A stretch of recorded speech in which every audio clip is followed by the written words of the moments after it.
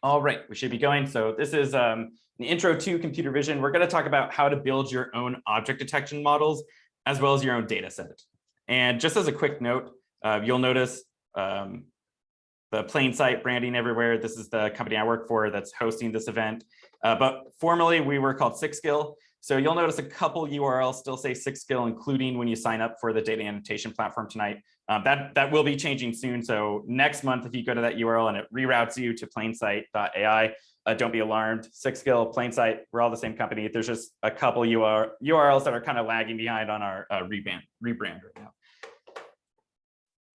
Hit record. I already did that. Setup, again, just for anyone who came in, I think most people already got this link. But the setup today, mostly we're just going to be using all online tools, so you don't have to install anything. So really, you just need a modern web browser like Google Chrome, and then a Google account, because when we get to the coding portion, we're going to be using Google Colab, which is a data science tool made by Google. So if you want to save changes and make your own copy, which I recommend, you'll need a Google account for that. And then last but not least, for the kind of hands-on data annotation portion, I recommend creating an account there. And again, there's no card or anything required. You just enter your email, password. It should send a verification email. And then once you hit verify there, you'll be good to go. And a little bit about what this workshop is. So this is hopefully going to be a super friendly introduction to computer vision. It's kind of designed for no previous experience expected, but knowing some Python will be helpful when we get to the code. But if you've never programmed in Python or never programmed at all, don't worry about it. You'll still be able to run all the code and actually come away with a model running on a video at the end, which is really cool. So, even when we get to that point, if it's a little bit over your head, that's totally cool. I totally recommend just sticking with it and going through the end, and you'll probably learn a lot by doing that. We're going to cover first applications and basic intuition. So there's a few slides I'm going to go through. So no matter what your background is, you can kind of understand why we need to do the things that we're going to do. And then we're going to talk about how to label your own data set, which is a big deal. When I was first starting to learn computer vision, I feel like all the resources I went through always focused on training your model. They never focused on how to create a data set, which is very important when you're actually trying to solve like problems outside of, like learning. So you're going to learn how to do that and then bring that into your own code and train a model. And then also some people were asking, is there a certificate? There will be. I will share that link out later. And then just keep in mind, you cannot learn everything in 2 hours. So if you're new to the field or you've never programmed before, it's totally okay that some things might be a little bit over your head and you don't understand every single thing that's happening. Again, just stick through it and ask questions as we go, and hopefully you'll feel pretty good by the end of it. Parts of this, again, might feel fast-paced or challenging depending on your background. And again, that's totally okay. And then, of course, it's important to keep learning after this workshop. So I'll point you to some resources afterwards, as well as I'll be hanging out and answering questions. So if there's anything you want me to go over again, or if anyone just wants to share more resources that everyone else might find helpful, we can do that afterwards. A tiny bit about me. My name is Sage Elliott. I'm a machine learning developer evangelist at Plainsight AI. We do a lot of really cool stuff with machine learning, computer vision, IoT, like deploying those models on edge devices across a whole bunch of different industries. And then we're also creating tools to make it easier for everyone to do those AI applications. For about the past decade, I've worked in software or hardware, mainly with startups and a few agencies in Seattle, and then also Central Florida. If anyone happens to be from there, it's usually like one person in the workshop is from there, and it's always really interesting. But in general, I really love making things with technology, and I love sharing those things and getting other people started like in a field that they haven't been in before. And sometimes I talk fast, so I apologize up front. You can stay connected with me at all the links are at sageelliott.com, but you can also just find me on Twitter, SageCodes, or LinkedIn, Sage Elliott, 2 L's and 2 T's. I should pop up for you. Tiny bit about you. Normally, again, like we were talking about in-person workshops before we actually got started. And I love like meeting people in person and having them introduce themselves. But since the RSVP is so high, and there's well over 100 people in this room right now, if you just want to throw in the chat where you're watching it from and maybe why you're interested in computer vision, it's always really cool to see just like where everyone's watching from. Especially, that is one cool thing about doing remote workshops versus in-person is you can meet people from all over the world, which is really cool. Yeah, I have to read them out loud, but there's so many going on right now. It's hard to even see. I see some Seattle, some Germany, Austin, Singapore, Vancouver, Vancouver, Canada, not Vancouver, Washington. Wow, this is really cool. Ecuador, Kent, Washington, Toronto, Canada. Super cool. San Francisco. Someone said they're beginning to learn computer vision. That's why they're here. Awesome. Hopefully this will be a really cool resource for you. And again, I'm going to share the link to the Slack. If anyone wants to join, introduce themselves in there. You could also reiterate where you're watching from or why you're interested in learning about computer vision and machine learning. All right, so setup repeat, just for anyone who happened to just join. Again, really the only link you'll need is this one if you want to create the account there. Otherwise, it's all going to be online, and we can kind of tackle signing up or getting on these tools as we go. I'll share some links when we get to that part. All right, so what is computer vision? So it's a pretty big field, but if I were to really just boil it down into one tiny sentence, it would be how computers gain understanding from usually images or videos. But sometimes there's other data types that you might not normally think would be an image or a video, such as audio. So most of us have probably seen some sort of visualization of audio before, right? Like when music is playing and you see lines going up and down, right? That can actually be captured in a video or image form, and then you can use computer vision to kind of understand like what are people saying in the audio, or things like gunshot detection or something like that. So computer vision, usually think visual, but you can actually kind of do multiple things with it, like audio as well. So here's a demo. You can actually see that we're tracking trucks here with a bounding box, and actually pixels are segmented over them. And these ones are just kind of dwelling in their parking space, and this one is moving and it's highlighted as green. So there's a couple things happening here. We're running a segmentation detection model, and we'll talk more about the different types of detections and stuff that you can do with computer vision. But this is drawing not only a bounding box of where it thinks approximately the truck is, but exactly what pixels it thinks belongs to the truck as well. So you can actually get really accurate. Like you could see, is a truck within the parking space, not just in the general proximity with a segmentation model like this. And then there's another layer on top of that. So we're detecting where exactly the truck is, but also seeing from, did a truck move a certain amount from the previous frame? And if so, then it's classified as moving here.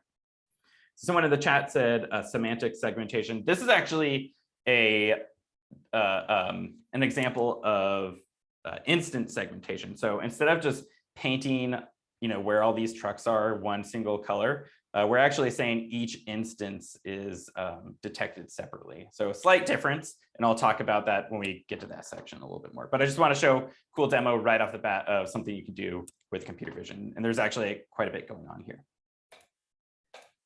And one reason I really love computer vision, like as a field right now, is there's just so many cool things happening today that it's being used for in the field, not just like research, not like, oh, potentially it could, which there's awesome stuff like that too. But literally today, if you just go out into the world, there's so many different things using computer vision, which is awesome. And just the rate that I've seen things go into new fields in the past like 2 years is just really, really cool. So it's awesome to be a part of. So yeah, it's just like more and more companies and fields are using computer vision and machine learning in general, just across all these different fields. So just want to mention a few of them, and I'd love to hear in the chat some that I didn't mention, because this isn't by no means the comprehensive list. But has anyone been to an Amazon Go before? I know some people said they're watching from Seattle. I forget how many there's in Seattle. There's 4 or 5, and I'm not sure how many cities they're in now. I know they're in a few cities. It's really interesting. You walk in, there's if you look up, there's an array of cameras and like GPU processing units, and you scan a QR code when you walk in, and then you just pick up items off the shelf, and it uses all computer vision to see what items you're grabbing and essentially assigns that value to. So it's tracking you through the store as detecting you as a human, and I assume when you scan the QR code, assign some sort of ID to you. And it's of course tied to your Amazon app, so that's how they'll charge you. but then you just pick up things in the store. It's really weird. You can even rummage through fruit and everything like that. And then you walk out of the store, and the first time you do it, it kind of feels like you're stealing because you're not paying, you're not checking out anywhere. And then it will charge you for what you purchased, which is cool. I see some people have said yes, they have been there. Yeah, it's really fun. If you happen to live by an Amazon Go, I totally recommend going just to even check it out. And then also Amazon is working on delivery robots. People might have seen some pictures of those. Self-driving cars, product listings, right? A lot of images get uploaded to Amazon and they want to analyze and make sure the content is appropriate or for the right product. And then Google, if you've ever used Google Photos, you know that you can take a photo and then you can search your photos later. So you could say dog and it will bring up all the photos of dogs in your library. YouTube content filtering, so much video gets uploaded to YouTube every minute. I forget what it is, but it's an insane amount.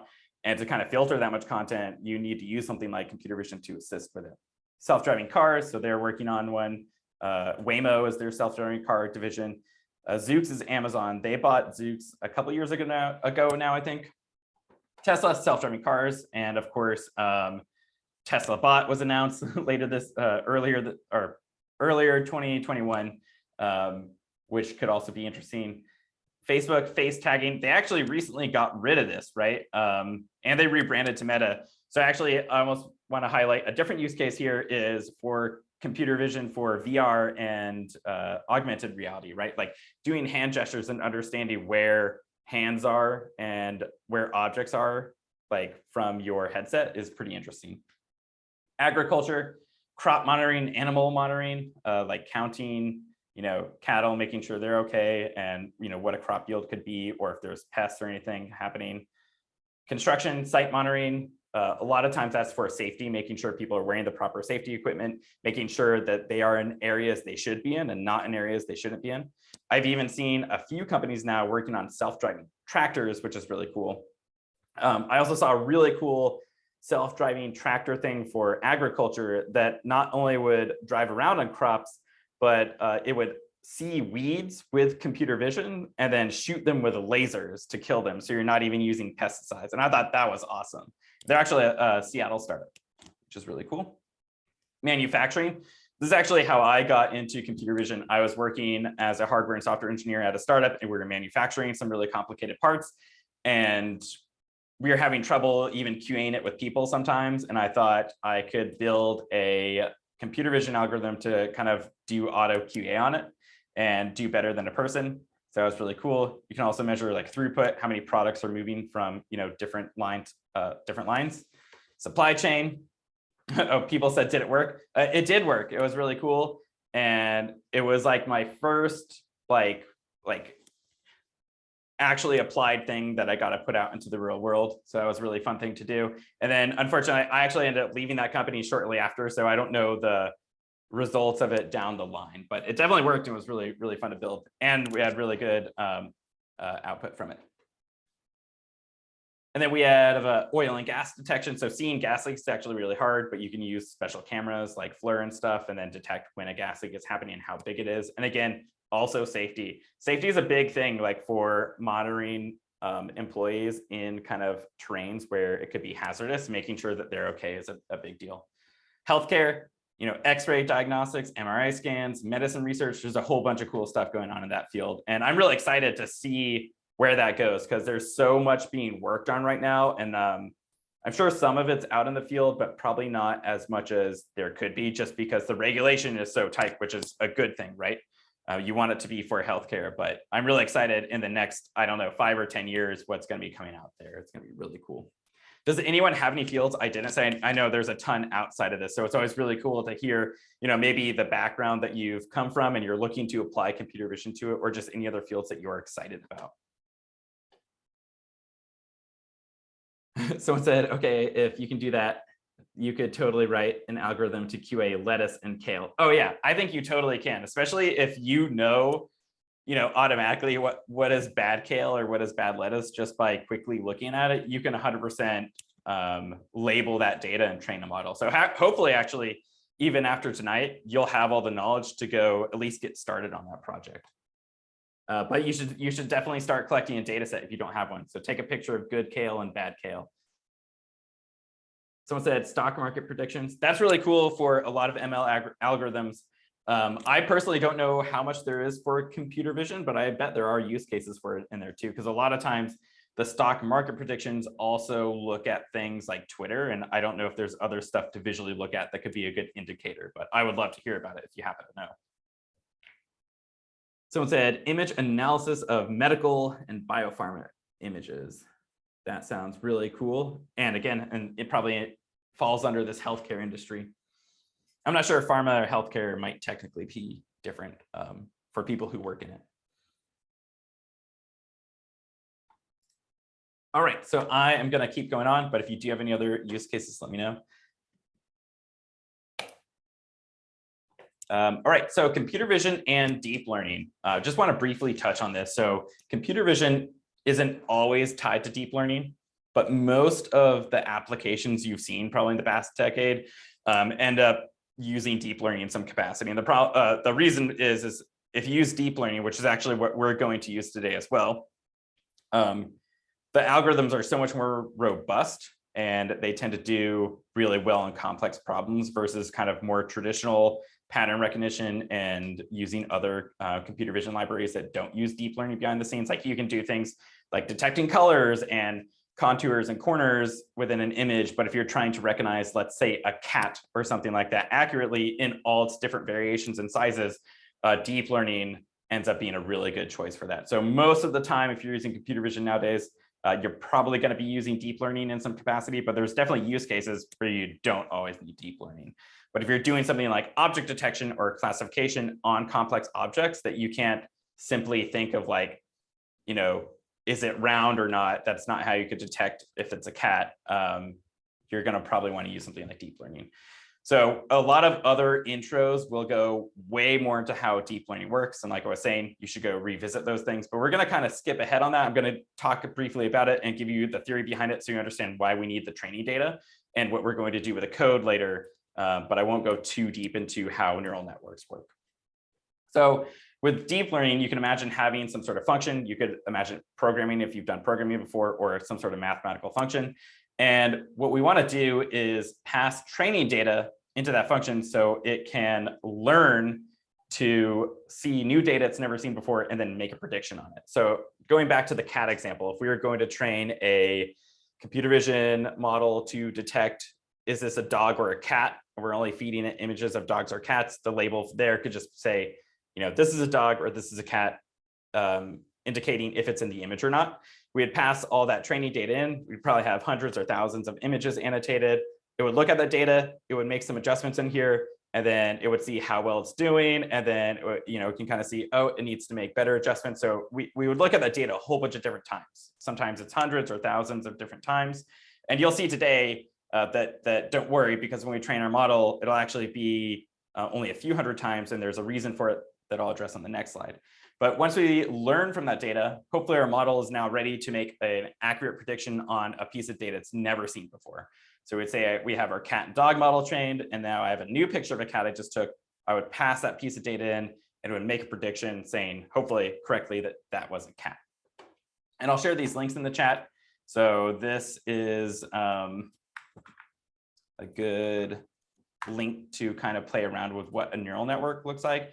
And this is a good link to kind of see what a convolutional neural network looks like. The convolutional neural network is just a special type that is often used in computer vision that can kind of get information from images better. And just a quick note on transfer learning. So with most popular deep learning frameworks like PyTorch and TensorFlow, you can load pre-trained weights into your network. So if we choose a framework that's kind of pre-built in, again, a lot of times there's like networks that are already really good at doing something like classification or object detection. And those are often kind of baked into these frameworks, so you don't have to program them from scratch every time. Like ResNet 50 is a popular one for classification. And we can select that network. And then instead of starting from zero, so it doesn't know anything about the world, we can actually use something called transfer learning. And that means we're bringing in kind of an already trained network that maybe was trained on 81 classes or 125 classes, depending what data set it was trained on. And it might know those pretty well. So maybe out of the box, it can already detect, certain breeds of dogs, or if a person's in an image or not. And then we're going to feed it new images. So it's really just not starting from zero. It understands kind of how shapes are made up in the world. And even if the new class that we're feeding it wasn't in that previous data set, it tends to actually work out really well. And so we're going to actually use this tonight. And that's why we're going to train a neural network in several minutes instead of hours or days, which is really cool. And I'll share these links in the chat real quick if you want to read about ImageNet and Coco. Those are the most common ones. Coco is really common for things like object detection and instant segmentation.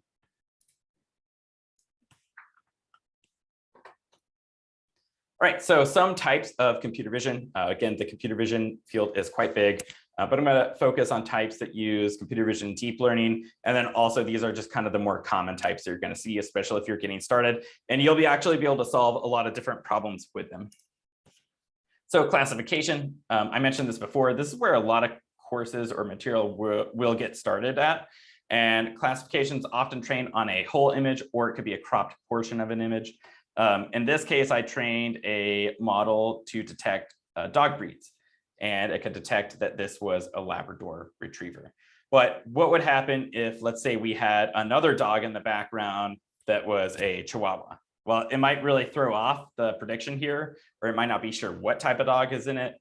It definitely wouldn't know that, like, for sure there's two dogs. It would just kind of return a prediction on this image if one breed is in it or another. Same with going back to the example of training one for a dog and cat, right? If we had a dog, hopefully it would return dog.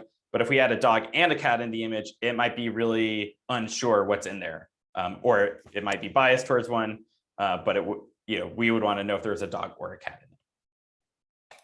So that's where object detection comes in, which is a really cool kind of next step in computer vision.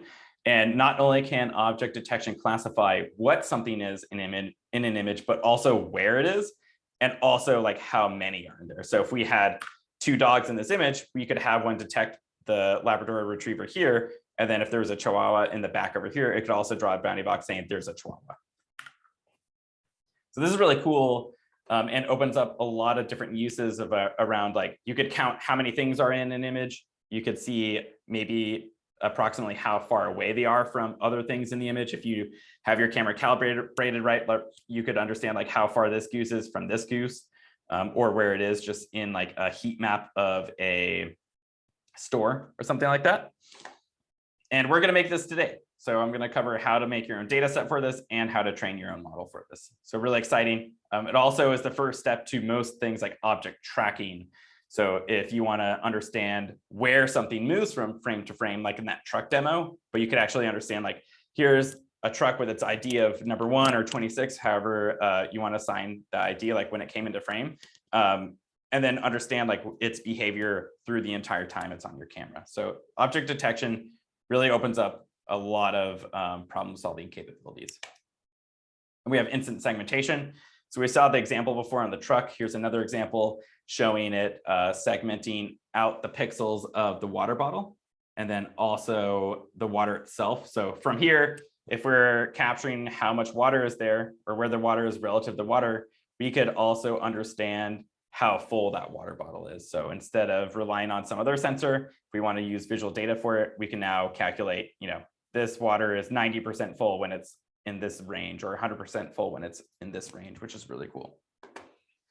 So like I mentioned before, the truck, it's more precise. So instead of just drawing the bounding box around it, if you look closely, it might be hard to see on my shared screen. You can see there is a bounding box around it, but it also has these pixel representations of it thinking this is exactly where the bottle is. One good example of a use case for that is when I talked about a VR application, right? If I was doing like a virtual keyboard and I want to see what finger, or if a finger is pressing a certain button or not, I would probably want to use something like the segmentation to understand, not drawing a whole box around the hand and smashing all the different keys on the keyboard, exactly when one finger is pressing another key or another one. So you get more precision where something is if you're trying to do some interactions, but also you tend to get a more accurate model too. So if you're looking to maybe boost the accuracy from just an object detection algorithm, instance segmentation in some cases can boost that up as well. But there's often a trade-off, and I'll talk about that in a little bit, where segmentation algorithms tend to be kind of heavier duty, so they're not as light to run on, like if you have limited hardware, let's say. We have feature point clustering. So this is really common for pose estimation. I think I saw someone post in the chat earlier about pose estimation as well. Here you can see this example of a yoga pose estimation. So when they go into a different pose, the classification changes. And this is also really common in face applications. So if you've ever seen a demo kind of detecting someone's mood or something like that on their face, usually it's using pose estimation instead of just the 13 points or whatever it is here. Face can have, depends on the model. Sometimes it's way more, like you could have 120 points or something, really getting really precise about facial features. We have generative deep learning. Something I actually worked on is this project with a friend, and we used a GAN to generate architecture designs, which is really cool. I'll share the link in the chat if anyone wants to check that out. There's also a cool Medium article that talks way more about GANs. And then these images to the right here, these are actually ones that came out of that architecture project. And I thought they looked like really cool, I don't know, space art or something like that. This was before they started looking like actual houses.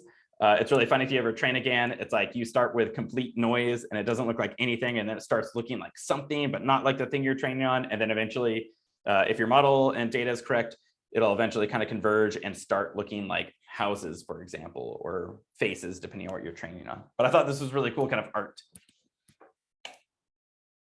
Real quick though, out of all of these things we talked about, what sounds the most interesting to everyone?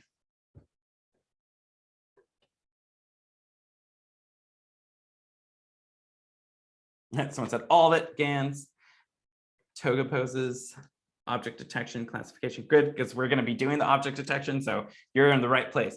Also segmentation. I'm going to talk a lot about segmentation when we do the data annotation piece of this in a little bit as well, and also show you where to change the code to do segmentation. So you'll actually learn object detection and segmentation tonight. They're very similar in terms of training, and there's a little differences in labeling, but I'll talk about both. And someone asked, someone said they cannot copy from chat. I think this came up before. I think people are able to open the links, correct? Yeah, I think this happened once before, and I don't think there was a setting that I'm aware of, but if anyone does know a quick setting, let me know. I'm not sure how to change that, but I know last time most people said it was fine for them, and then for a few people it wasn't, and I'm not quite sure why that would be.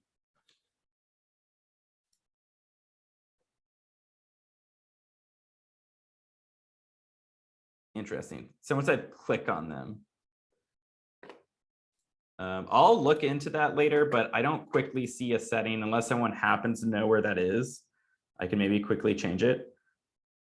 Otherwise, I guess you'll have to click on them. I know I updated Zoom recently. Maybe it came from an update, to be honest, because I know it didn't used to be an issue, and then last time a couple of people had an issue with it too. Unless maybe the person in the chat was talking about the other person needs to update Zoom potentially.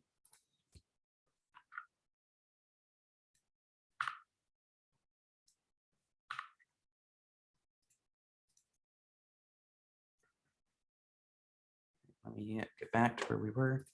All right. And someone asked again if it'll be recorded. Yep, it'll be recorded, and it'll be on our YouTube page. I'll also email it out later, so don't worry about that. Just making sure I got all the questions. All right, any other questions before we move on? So real quick, I'll talk about choosing a model, and then I'll pause again for questions here. But if you have them, put them in the chat, and I'll try to see them. Also, if I accidentally do miss your question, I apologize. Sometimes there's a lot going on in chat. I don't see everything, but I'm not purposely trying to ignore it. All right, so choosing a model, there could be a lot of different use cases why you would want a different model over another one. But when you're just getting started, really you just want to think about what is the problem you're solving and what's the outcome you're looking for. So, someone talked about inspecting lettuce.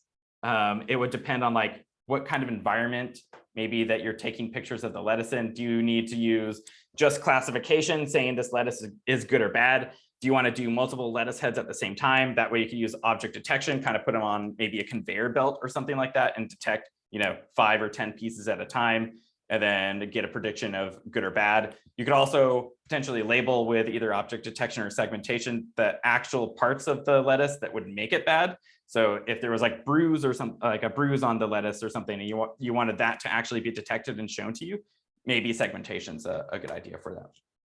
Here's an example using segmentation again on this mouse and the food here. So when this mouse is feeding and kind of these pixels are overlapping, it's classifying it as feeding. And when it leaves the food alone, it's going to classify as not feeding. So you can do these really cool things of like when bounding boxes or pixels overlap and interact in certain ways, you can understand a little bit more about the environment. Someone's asked, what does choosing a model mean? Deciding what, yeah, so when, and for a model in this case, I kind of meant a type of model. I guess I should have been more specific. So like, do you want to do classification or object detection or instant segmentation or feature point clustering, all kind of different use cases. And you just kind of understand what the outcome is that you're looking for and then choose one. And then there's different types of models for that. So I'll talk just a second about some of the most common ones for specifically object detection. So object detection in a gist, there's different ways, like all the algorithms work a little bit differently. They're going to scan the image in different ways and understand it. But in general, they kind of look at the image in some sort of way, and they kind of find proposed regions where they think an object's going to be. And then they run a classifier around that region, and then they estimate the actual location. So it'll draw a bounding box, hopefully pretty precise around where it is. So I'm going to share a link in the chat that goes way deeper into how a lot of object detection actually works. A quick note on popular object detection methods. So we have single shot multi-box detection, abbreviated to SSD. It does object detection, and it tends to do it really fast, and it's often pretty lightweight. So it's pretty common choice if someone is deploying this on some really limited hardware, maybe like a phone that doesn't have a big neural chip, or a Raspberry Pi or something like that. It's a pretty good selection for a limited hardware device. They have you only look once, abbreviated to yellow. It does object detection, and it does it really fast. And there's a whole bunch of different versions of this now. I want to say the latest one was maybe YOLO 5. I could be off. And then there's also different forks of it. And I always forget which one is actually like best at the moment for what. I think the SSD tends to usually be lighter than YOLO. So for like a Pi or something, you probably want to use SSD. But if you want to get more accuracy, I think YOLO is probably a better option for that. And they have a mask RCNN or a faster mask RCNN, and that does object detection. It also does the instant segmentation. And this tends to have higher accuracy, but also be slower. So again, choosing a model, like the actual type of model, can actually be dependent on how this model is being deployed. So are you deploying it to a smaller edge device that doesn't have a giant GPU or CPU? Or is it on a main computer? Is it going to be in Google Cloud where you have all these different resources? That could be a big factor on what you choose as well. And then we have Facebook Detectron 2, which is actually what we're going to use today. It's a wrapper around PyTorch, which Facebook also maintains PyTorch, which is one of the really popular deep learning libraries. Sorry, Meta, I still call them Facebook. So here is some examples of what we can do with Detectron 2. So here we have, I think object detection is shown first, just like we were talking about. So it's drawing bounding boxes around all these different objects. And this is, I think, using a pre-trained model here, but we're going to talk about how to bring our own data in. So no matter what you're trying to do, you'll be able to bring your own data set in and then do object detection. You can see it's doing pose estimation. Here it's called dense pose, so it's actually drawing more of a 3D representation around it, which is really cool. I've been seeing uses for this in like game design or animating in film. Here it's doing segmentation, and then here it's doing, I think the word is penantic segmentation, where it's actually segmenting every single pixel, not just objects it thinks are in there. It's actually doing the entire background as well. So cabinet, wall, ceiling, wall tile. If this was outside, it would say something like city skyline, or it would be like a cityscape or skyline or something like that. Blue sky probably. So this can be really cool for adding other data into your model. For example, if you are outside and you want to understand if you're under a blue sky or not, you could use something like this. So it's kind of cool to add more context into what you're trying to do. Does it show anything else? I think that's basically it. There's all the different main use cases in here. So we're going to use this kind of cool wrapper around PyTorch called Detectron2. And it's really cool and really powerful and kind of like a good way to get started with computer vision.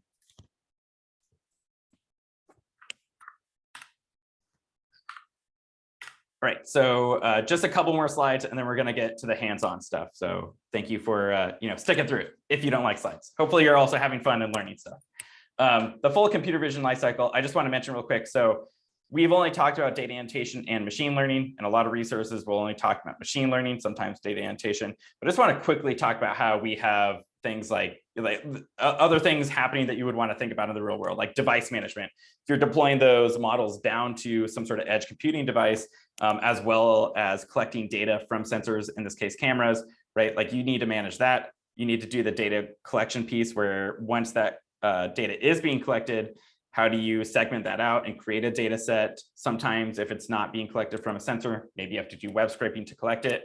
Then you need to do the data annotation piece, and then you need to select a model and then train that model. And then once the model's trained, you need to deploy it, which can be like harder than it sounds sometimes too, running a model either on an edge device. Again, that's like a little piece of hardware you would have somewhere, or a big piece of hardware, or often you want to put it up into a cloud service like Google Cloud or Amazon S3. And then often you want to repeat the cycle over and over. And the reason why is you don't want your model to kind of get what's called model drift, where it just doesn't get as good over time. And a common example I like to bring up is if you trained a model to detect people in the summer, and people are wearing shorts, they're wearing short sleeve shirts, maybe baseball hats or something like that, flip flops, and then you ran that same model on people dressed for winter, chances are it wouldn't do as well. Like it still maybe will do some detection on them, but the people are going to look way different than the data it was labeled on. So if there's seasonality happening in the world, wherever your device is deployed, you often want to keep collecting that data and then tying it back in, retraining your model, and then deploying again. And that's kind of a common way to ensure you're going to have the best performing model over time. So just real quick, we're going to see just a tiny part of what our platform will be with the data annotation today. But we have a lot of new features coming out, including model training and deploying with no code. So kind of on an interface with some advanced options if you do want to play around with those settings. And if you want to sign up to get a preview of that, you can fill out that form I just shared in the chat. No pressure if you don't want to see all those other features, but you're going to be one of the first to try it all out and hopefully provide some feedback on it, which would be really cool. And I would really appreciate it. And that should be coming out about next month sometime, or at the end of this month. So it's going to be really cool. You'll be able to annotate images, train a model, and then actually deploy it kind of all in one interface. And I'm really excited about it. And also, I'll share this link too. We also have a version of that platform that's ready right now to be deployed in your own Google Cloud instance, which is really cool, especially if you're working in a field where you need complete control over your data. You can actually have your own instance for it in the Google Cloud and use the Google Cloud Marketplace to install the Plainsight platform.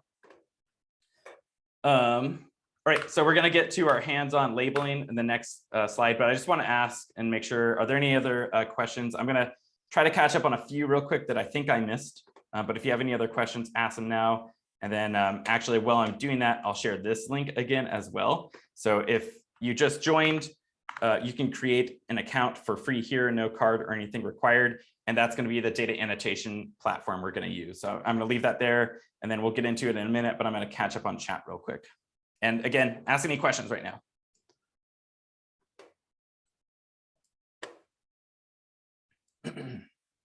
Someone said, do companies listed earlier use publicly available platforms like TensorFlow or CreateML, or did they build their own neural networks to gain their edge in industry?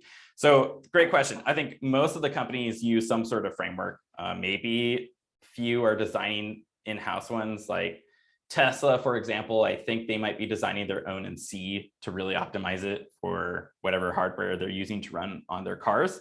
I don't work there or anything, so don't quote me for sure on that, but there might be some use cases like that. But a lot of times you're going to be using something like TensorFlow or PyTorch, or you're going to use some other application like the Plainsight platform, where we're actually doing the code and stuff behind the scenes, and you can kind of use a GUI or some other kind of layer that just makes it easier for you to program. Like Detectron 2 is like another layer above PyTorch that makes it easier for people to do computer vision. Someone share the recording link again. Thanks for sharing that. Someone said, are there licensing fees with Detectron? I'm not sure. You should definitely check out their site and make sure. But I think it's like open source, and I mean, it has, I'm sure, some license, to it, but that license I think is a free to use license, but you should double check.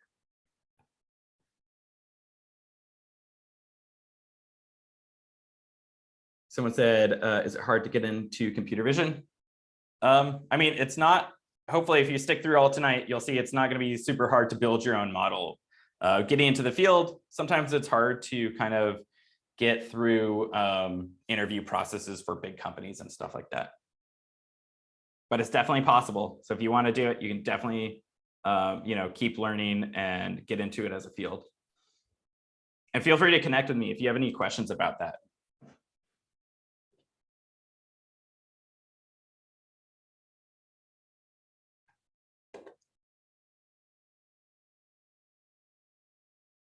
Someone asked, for the annotation tool, how long is it for free? I think right now when you sign up today, it says something like 30 days for free in there, but that pricing is changing with all of our new features coming out.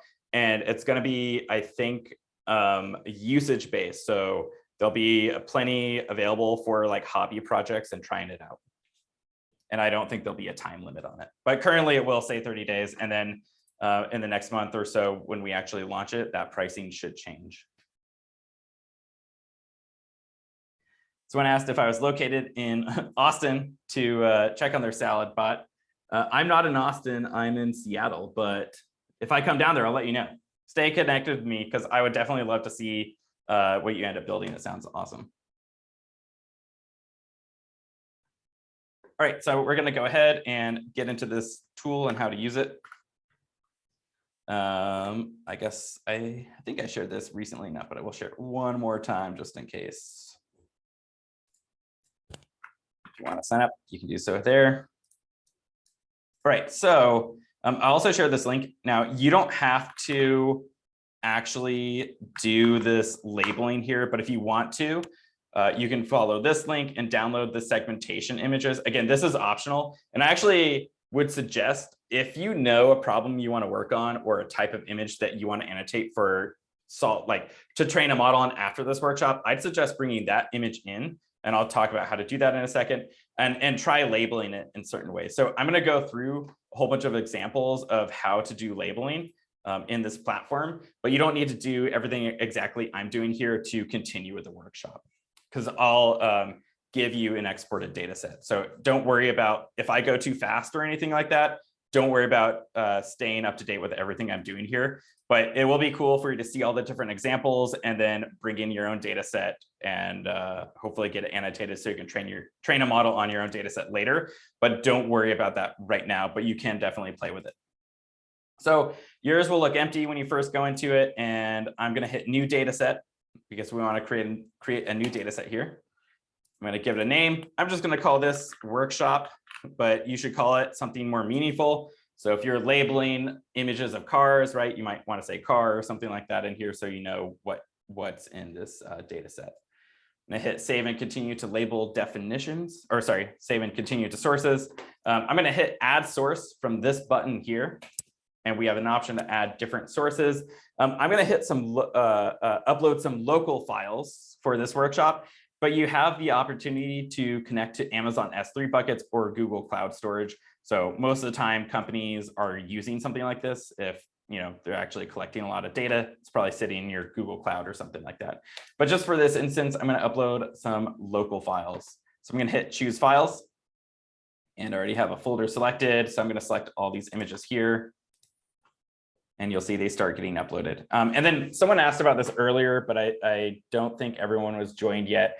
If you connect to Amazon S3 or Google Cloud Storage, and you have a video file in there, it'll actually ask you, do you want to break that video file down into frames or images so you can annotate them, which is pretty cool. And that feature is coming really soon for the local upload. So with the release of the new features I was talking about, that'll be in there too, I believe. So now let's go ahead and go to this label definition tab. If you want, you can always scroll down, see the progress of your images, but we can go ahead and get started in our label definitions. So here, this is where we're going to give our label a name.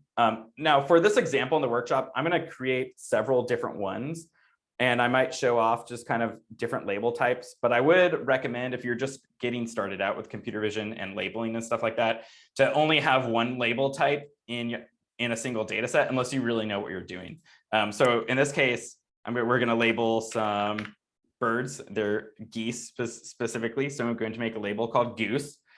This color is really for you as the labeler. Like if I know my geese are all on green grass backgrounds, I might want to have a color that's going to stand out a little bit more. So I will have like this purple, which will pop when I label. And I'm going to hit save. You'll see there's this option for setting up something called auto label. I'm going to talk about that in a few minutes when we actually do some of the labeling. You can also set it up on another screen. But this is where we can actually bring in a machine learning model to actually do the labeling for us, which is really cool. I'm going to make another one called Goose Polygon, just to show an example between labeling rectangles for object detection and using polygons, which is used to create those masks for instant segmentation. So I'm going to say Goose Polygon. I'll leave it as blue. I'm OK with that color. I'm going to create one called car. I'm going to change this color to be a little bit brighter.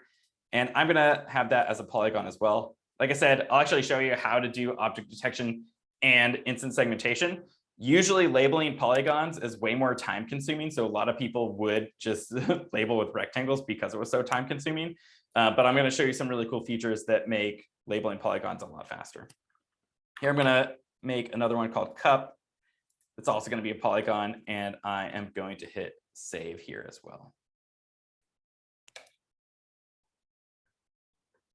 All right, so we have all the labels I want here, but again, this is where you as a, if you're coming into this with your project, right, you want to know a little bit about what are you doing? Do you want to build that just rectangle object detection? Do you want to do instant segmentation? We also have feature points and some other ones that I won't go over in this workshop, but we have all these other different label types, including classification as well. And then if you scroll down, you'll see there is this box for labeling instructions. You can write really detailed instructions in here. You can also embed images. This is really important when you're handing projects off to people and you're saying, I really need things labeled this way. Like every goose should be labeled with this label. And also it can be important to have examples of good and bad labels. So, right, I'm not a domain level expert in the medical field or anything. So if someone told me how to label certain tumors, I would want examples of it. So you can embed images in here. I'm going to hit save and start labeling. And this will bring us to our labeling interface. And you can click on this image, drag it around. You can zoom in and out with your scroll wheel. Or if you are on a trackpad, you can go in and out. I don't recommend labeling on trackpad, by the way. That's something that will hurt your hand pretty quickly. You should always use a mouse. If you're doing a lot of labels, especially if you're doing polygons. Doing it on a trackpad would be a nightmare. All right, so if I was just labeling for object detection, kind of the manual way, I would select my rectangle goose label here, and I would draw a boundary box around each goose. So I just click, and then I'm not even click and drag, I just click once, and I highlight over the goose, and then I will do that again. And then I click to close the box here too. And now you'll notice I'm really close up to the goose. You want to be as tight as possible without cutting into the pixels of the actual goose. Like this is too tight, right? It's cutting out part of the goose. But if you had a label like this is also really big. And chances are your computer vision model might pick up what you're looking for, like understanding these patterns in here. But it really helps to train a model when you're as close as possible to the object without going into it at all. So you really want to be as close as possible. If you're just training a model for some sort of hobby or something like that, you don't need to worry too much about it. Like, it's okay if you have a little bit of space, but if you really want to increase your accuracy and make sure your data set's good, you'll want to be as close as possible to it. And you want to label every single instance of the object. So if I just did this label and I was training my computer vision model on it, it would be very confused because I'm essentially telling it, look for patterns that are in this box, and say, great. But then when it's learning, it would say, but you didn't want this thing that looks a lot like that thing. So chances are it just wouldn't learn that great if I had a whole bunch of images like this. So it's really important to label every single instance of the object that's in your image. One caveat to that might be is if you had a goose really far in the background and it's tiny and it looks way different than the thing you actually want to detect, and you're okay not detecting it at that size, then maybe you don't label it. But general rule of thumb, want to label every single instance in every single image. Now let's go look at polygons. So the traditional way of labeling polygons around an object is you kind of trace it, and it takes a long time. So I'm just going to do this very poorly and very quickly, but typically same with like bounding boxes, you want to be right up to the edges of the object and not cutting off and not too far out. So again, I'm going to do kind of a poor job here just because I want to go really fast. You can see even doing this not great took me way longer than drawing a bounding box, right? Like, this is why a lot of people didn't like doing polygons before, even if you could build a more accurate model with it. So I'm going to show you a really cool feature right now and hit escape so I can click on this label, and then I'm going to hit backspace or delete, and that'll delete the label. And I'm going to enable something called Smart Poly. So you can click this little icon if you have a polygon label. Now you get a bounding box, just like you were labeling for bounding boxes. And I would do this around my goose. And then boom, you can see it automatically snapped polygons to the object in the bounding box. So already that saved me a ton of time because you saw me label a box and you saw me do a poor job of polygons, and it took way longer. So imagine just being able to do this now for everything for every object in your image. So doing polygon here, and you can see that in this case, it kind of messed up because if I zoom in, it's even hard for my eyes kind of to see that this is actually part of the goose and not the sidewalk because it looks so similar. This isn't a model that's trained on any particular object. It's trained to segment something that was in your box from the background. So sometimes it won't be 100% perfect, and this is a good example of it, but it can get you like 80 or 90% of the way there, which saves a ton of time. So now I can go in, and instead of just having to do the whole thing manually, I can just come in and drag this into the correct spots. And if I need to add more little nodes, I can click these kind of grayed out buttons that'll add another point that I can drag around. And if I need to delete a node, I can highlight it and hit that backspace or delete button, and I'll get rid of that node. So if it got me like 80% of the way there, already a huge time saver, even when it's not perfect, which is pretty cool. And now let's talk about auto label feature real quick that I mentioned previously. So you could set it up on the label definition tab. But here, I'm going to go back to my goose rectangle real quick, and I'm going to click auto label from this little dropdown. And this allows me now to select classes from a pre-trained model. And one thing I forgot to mention that's coming with our new features is not only can you train a model in the platform, once you have a trained model, you'll be able to bring it back into the labeling tool and use that model to automatically label your images.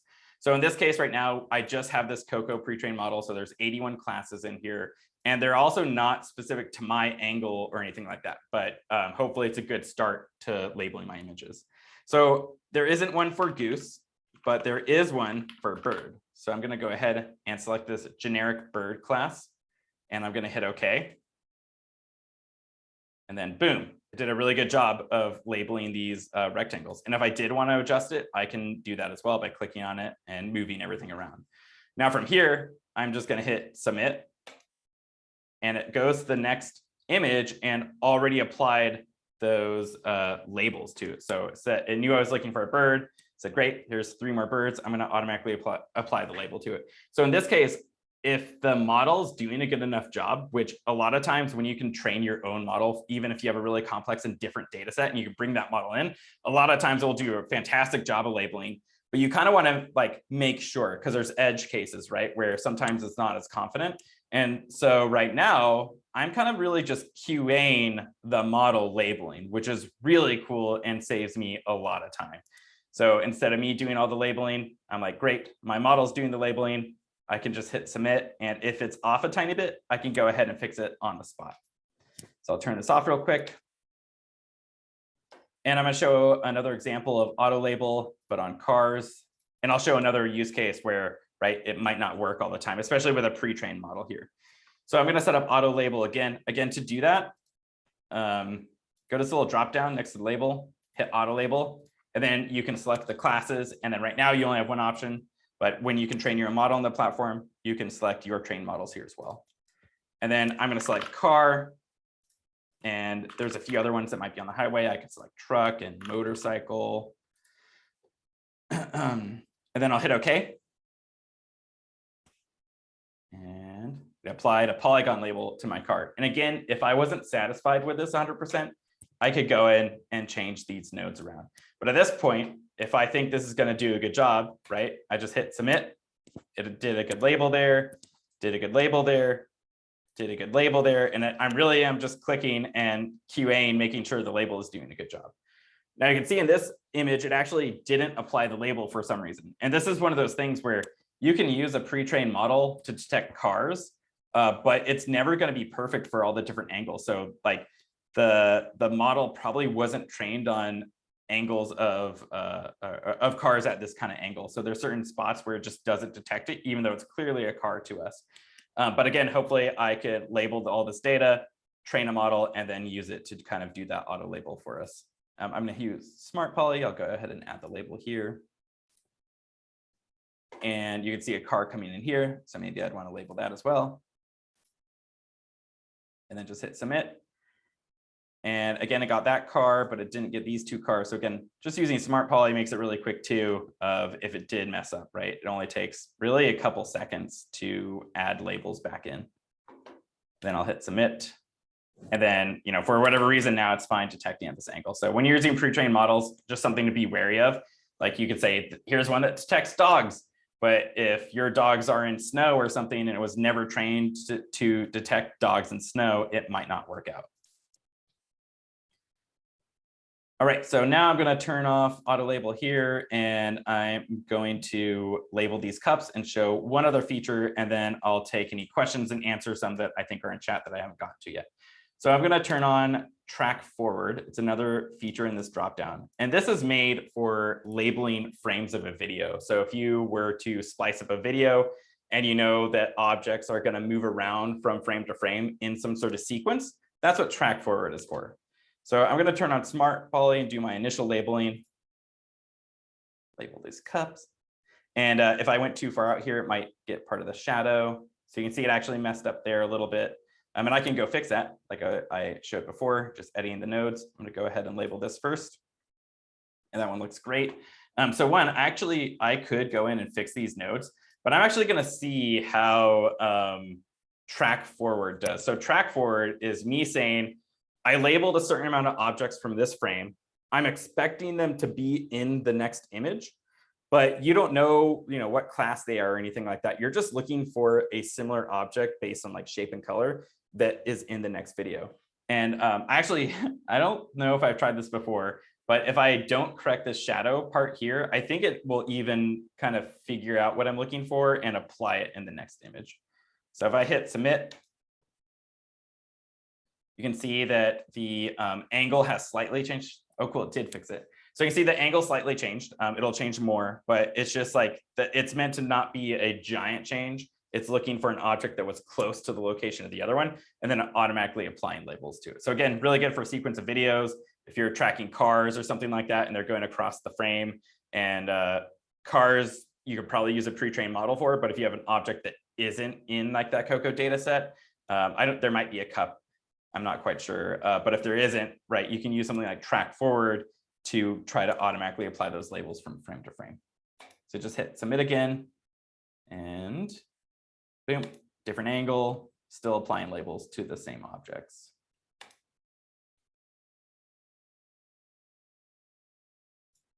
And here I actually didn't make any labels for this, but if you wanted to label, these scratches on this PCB or something, you could have some sort of PCB damage label, or just use classification saying this is a bad PCB or not.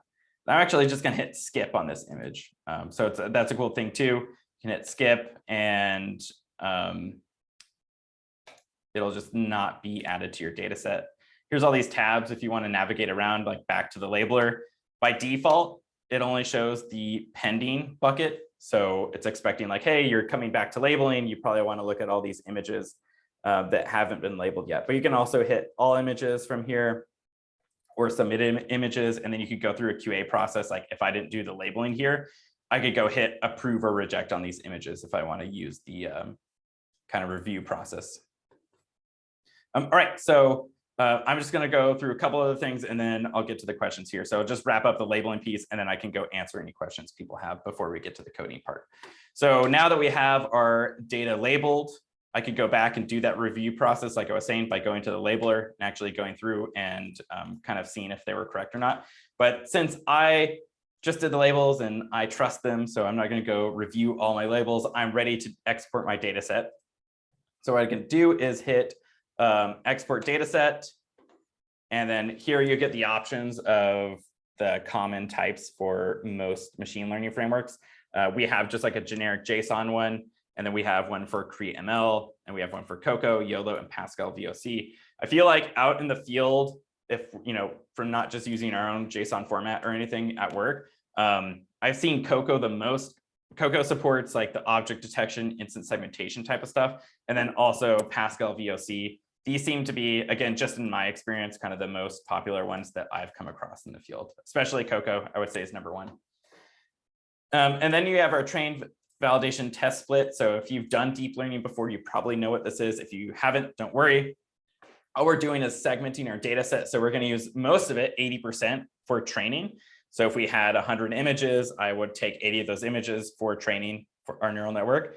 And then I would separate 10%. I would kind of like put it aside. So as we're training our network, I could actually run our model on data it's never seen before to make sure it's actually generalizing well on data it's never seen.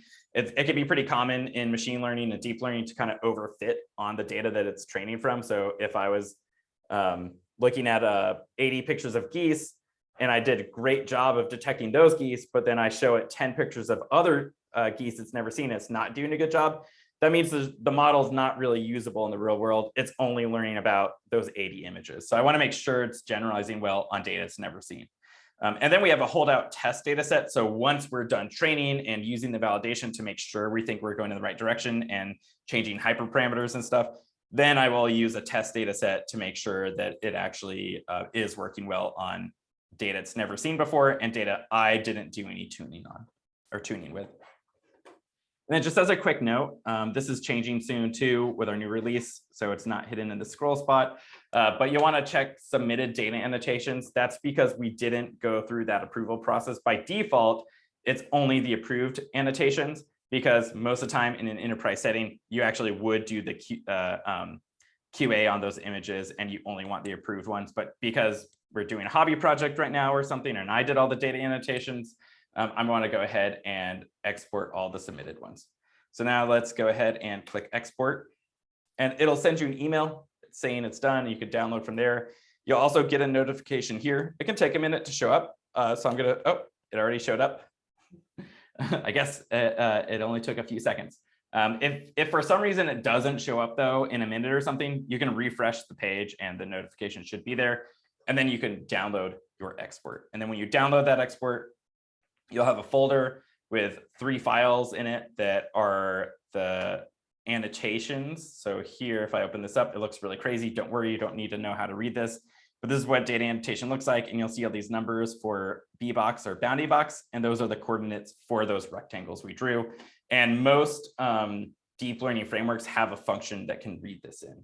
So like we exported in Cocoa format, Detectron 2, PyTorch, they all have a function that they know how to parse that, which is really cool. All right, so I know I went through a lot. And does anyone have any questions about labeling or any comments? Did you think the labeling features are cool? Did they seem super useful? Does labeling seem easier than you thought it would be, or does it seem harder, especially if you've never done data annotation before? I would love to hear your thoughts on it.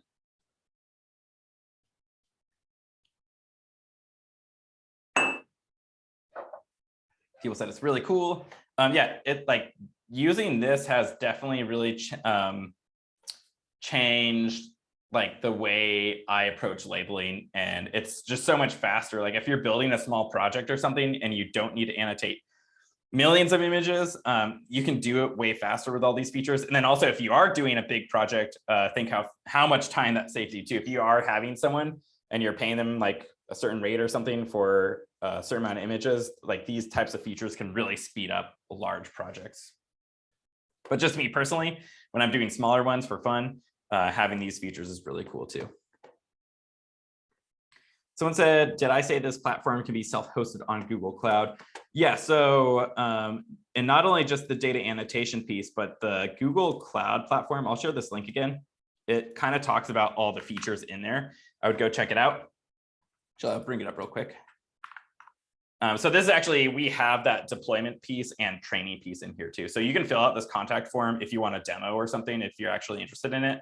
Otherwise, you can talk, watch, like we did a podcast on it with Google because they wanted to talk about how we built it and a little bit behind the scenes. So if you're interested in the cloud side, they talk about it in there too. And also just a lot of different use cases. So the Google Cloud instance is really great if you need a private instance for your data management, like healthcare or something like that. Otherwise, all the features that we talk about in here are coming out soon on our SaaS version. And again, I'll share this link. So if you want to kind of be one of the first people to try out all those new features in the SaaS product and hopefully give us some feedback on it, you can fill out that form too.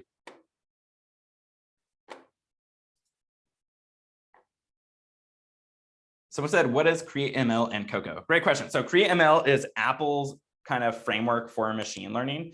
And the CreateML format in our export is the type of data format that it's expecting. So all these kind of export into different looking data sets. Like we briefly looked at that Cocoa one, it was formatted in a very specific way. All these have a very specific way they're formatted so that when there's a function or something in a framework, it knows how to read it in correctly. And then Cocoa is a really popular data set format and a data set itself for instance segmentation and object detection.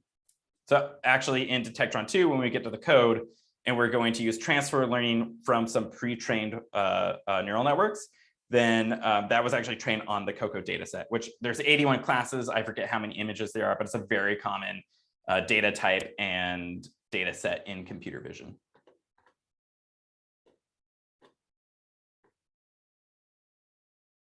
Someone said, would this platform also work for activity detection in videos? The platform overall, you could definitely train a model to do that. And depends on what type of, like, if you have specific activities you're looking for, it depends on like how much data and maybe how hard it could be. But you could definitely build something to do that for the overall platform. Otherwise, you could use the data annotation piece that's out right now to potentially label certain activity. Or if you're looking for like a person moving or something like that. There's different ways of doing it, so it would depend on the application. Someone said, in track forward, what is a reasonable frame rate to annotate? If your source is 30 FPS, would you annotate 1 FPS or 30? I don't think I have an exact answer for that. And I would actually say it's probably based on how much the object moves from frame to frame. So if you're doing 30 frames per second and the object really is in the frame for 1 second, so it would only be in there for 1 frame if you broke it out from 1 out of 30. Then that might not work well. But if it's moving at a kind of slower pace and is in, like in the frame for 10 seconds or something like that, and you broke down a 30 FPS video into 10 FPS, chances are it would probably be pretty good, but you'll have to experiment a little bit about how far. I think it'll also maybe matter how many objects there are moving around and if new objects are coming in as well. So if you had track forward on and there's a similar looking object that came in the frame right behind it, potentially if there isn't a huge difference in positions, I could see it not working so well for that as well. But I would experiment with it and see. Someone shared a link about saving the chat, so I'll go look at that later. Thank you. I think that's related to the other question about the not being able to copy links for some reason from chat. So thank you for sharing that.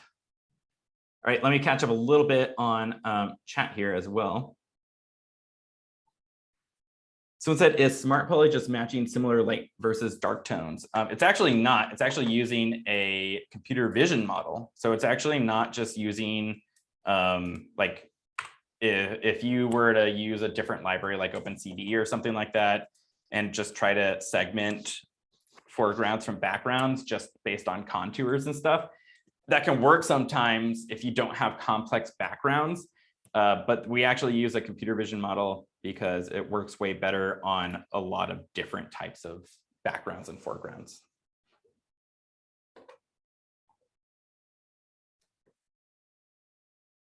Someone said, is there a limit to how many images one can label on this platform?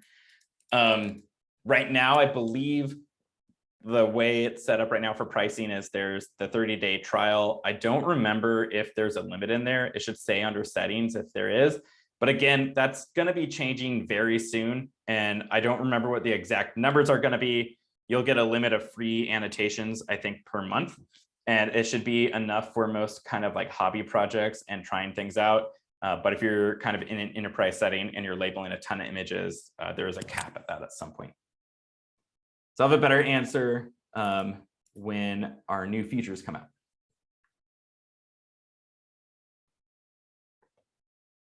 Someone said, how would these models work on tracking objects that can camouflage their background? How do we keep track of the background difference? So, I mean, that can be a really hard problem if you had something that, like a bug or something that could change the way it looks, and your model's only trained to detect a certain look and not segment things out from background. Sometimes that can be fixed with cameras too. So if you're trying to detect animals and they are, for whatever reason, really hard to see with your eye or with a computer vision model, you might be able to use something like a FLIR camera that can actually also use like IR and heat. Otherwise, also, you might be surprised, even if your human eye kind of has a hard time detecting the camouflage thing, you actually might be able to make a model that can do it pretty well. So if it is just like camo clothing and there's common patterns in this clothing and it actually looks different from the forest background, even though our eyes have a hard time seeing it, the computer vision model actually might be really good at picking it up. But again, if something's changing, like colors, you want to make sure that your model's trained on all those different variations. So that's a big thing, right? Like if I trained on just these geese here, but I was trying to detect white geese, it wouldn't do so well because it's only trained to look at a Canada goose. So having the variations of all the different patterns and lightings that you expect to show up is really important to having a really accurate computer vision model.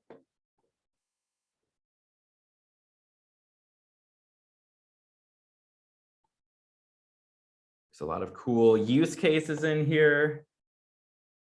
And let me scroll down. Sorry if I did miss any of your questions. There was a lot in there.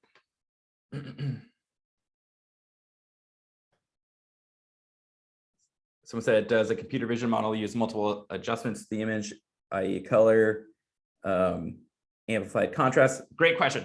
So yeah, a lot of times computer vision models do that.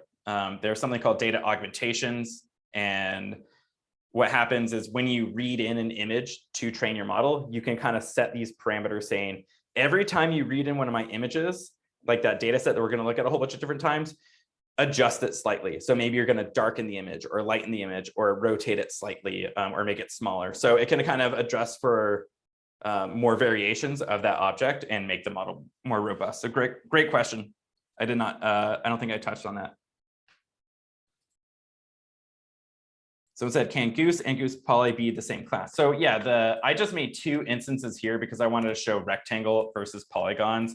Normally, I wouldn't name it goose poly. I would just say goose polygon here, or goose, and then see it's a polygon label. I just made them two different names just because I want to show rectangle versus polygon labeling.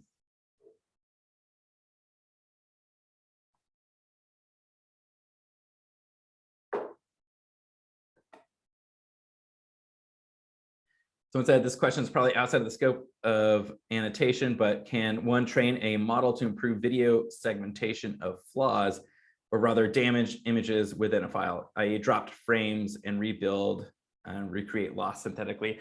I've seen a lot of stuff doing this recently, actually. I'm blanking on the name, and maybe we could look at it after the workshop, but there's a really cool model that came out. I want to say it was Google. I think there's several of them that are similar, where they actually would compress the images a lot and kind of rebuild them with computer vision on the other end during video call. So like if we were doing a video call and I'm choppy and losing frames here, the other side wouldn't see it because it would do something like you're talking about, like rebuilding it live, which is really interesting. Someone asked a great question. They said, what would happen if I put the smart poly tool around both geese at once? Let's look at it live and see what happens. So a caveat about using the smart polygon tool is you want to be as accurate as if you were labeling for object detection. So you want to be very tight around the object like this, and it should do a decent job of segmenting it. If you're way out of bounds, it probably will not do a great job. So if I'm out like this would also be a bad way of labeling, even if it was a bounding box. That's way too much space in between the object. So I'm going to click this and see. Oh, that actually did way better than I thought it was going to be. You can see it's not as good. I thought it was going to really mess up there. So I guess our model is even better than I thought it was. But let's do two geese real quick, right? It's going to really mess up because it doesn't know what's going on here. It knows it's looking for some sort of object, and I guess this is what it thought we were looking for. So again, really important. It's an awesome tool. It saves you a lot of time, but you do want to be really close around the object like this, and it should do a decent job. Otherwise, it won't be as good of a result. I was surprised this actually mostly got the goose. But someone said NVIDIA did this before. I think you're talking about the video compression. That makes sense. NVIDIA has been doing a lot of really cool stuff. All right, so that was a lot on labeling and really good questions about it. I say we probably move on to the coding session. And well, actually, we should be able to complete it in time. So it seems like, wow, 30 minutes. How much can we do in 30 minutes? We can actually go through and train a whole object detection model, which will be really cool, hopefully. If you have any other questions on labeling, again, I'll share the Slack channel because it's a great place to ask those questions if you did not join it yet. And I'm in there all the time, so hopefully I can answer any questions you have, as well as anyone else from Plainsight or other people. So if other people ask questions about labeling or modeling and you're in there, hopefully it'll become a cool community just around helping each other with computer vision. All right, so on to the coding part. And again, I'll be hanging out to answer questions later about anything else. Just real quick, I wanted to note some popular Python libraries used for computer vision. There are so many, but a few to know about when you get started. You have PyTorch, a library from Facebook or Meta for machine learning, really popular in computer vision. And then you have TensorFlow and Keras, a library from Google. These are kind of interchangeable. A lot of people choose PyTorch or TensorFlow to do something. And like it's always a debate. A lot of people ask, is PyTorch better than TensorFlow? And they're both really great, in my opinion. And sometimes maybe you want to pick one over the other for certain reasons. But a lot of times also features in one will become features in the other one. So it's really good. They have this kind of competition, and one really innovates. The other one also adopt that and also innovate. One thing is, I would say with TensorFlow, they have typically a lot of really good deployment options and variety. So if you are trying to deploy to an edge device or something, they have a little bit more baked in around TensorFlow Lite, where you can actually kind of make your model and convert it to some lighter, convert it so it can run on lighter weight hardware better, which is cool. There's another thing. Oh, they also have TensorFlow JS. So if you want to actually run your model in JavaScript, you can do that. You have OpenCV. It's a really cool library for image processing and computer vision. Someone just asked, is OpenCV worth learning at this point? It can do a lot of really cool stuff. And a lot of times you'll use OpenCV to read in video and do pre-processing on stuff before you train your model. So even if you're not using anything baked in for like contour detection, they also have some deep learning stuff baked in. So it's definitely a library worth learning, but it depends on what you're trying to do, how much time you should put into it. But you'll probably use it at some point. Like we're actually going to use it a little bit today to read in some video and write out video because it's really good at that. So even if you're not doing any other pre-processing besides like reading and writing video and maybe some augmentations or something on there, it's a good library for that. You have NumPy. It's great at multi-dimensional arrays, array processing, which is actually what images become when we read them in. And I'll actually show an example of that in code as well. We'll see what an image looks like once we read it into Python. And Pillow is another really good image processing library. Also, OpenCV is great for writing out visualizations. So I think someone said it's good for reporting metrics of objects. It's also really good, like if you want to write out, that rectangle and draw it around, you can use OpenCV or Pillow to do that as well. All right, so a couple more links for you. This is the last one from the slides that you really need. This will open up Google Colab with the code written to train our model. And then also here is the link to fill out for the certification form. Fill that out and I'll make a certificate. It might take me like a week or two and I'll email it to you. I'm getting that process still figured out. Depends on how many people request certifications.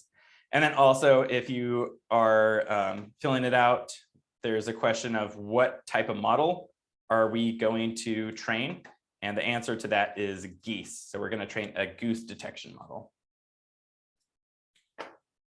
And you should open up that first link and you'll get a page that looks like this. Once you're here, go to File and save a copy in Drive. So this is just where you need your Google account to be logged in to save your own copy of this. You can also bookmark this original one. So if you do mess up your copy too much or anything like that, you'll be able to come back here, start fresh, and everything should work for you.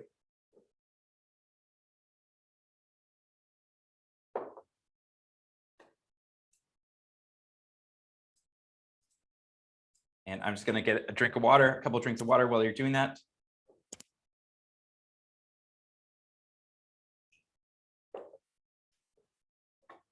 Did this work for anyone? Just want to check at least one person. Doesn't need to be everyone. If someone just wants to say this worked and you were able to create your own copy. So I'm going to click it again, File, create copy in Drive. Should open up a new tab or have a window saying it wants to open a new tab.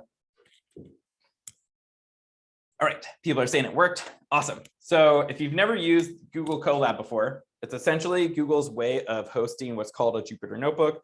It's a really popular tool to use as a data scientist. It allows you to write code, documentation, and output visuals all in one place.